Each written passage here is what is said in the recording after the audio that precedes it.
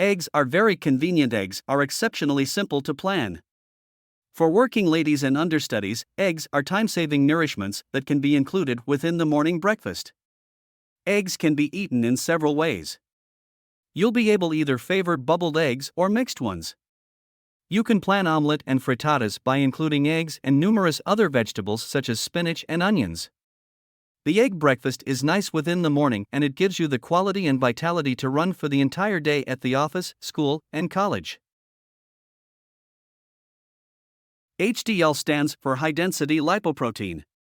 It is frequently known as the good cholesterol.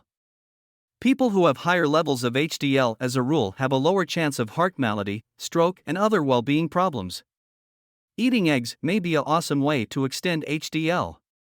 In one ponder, eating 2 eggs per day for 6 weeks expanded HDL levels by 10%. They are wealthy sources of calories and proteins. Boiled eggs contain vitamin A, B12, D, phosphorus, riboflavin, and numerous other minerals.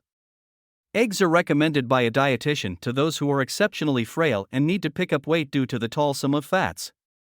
The boiled eggs are one of the leading ways to eat eggs within the morning breakfast, which keeps you fit for the complete day.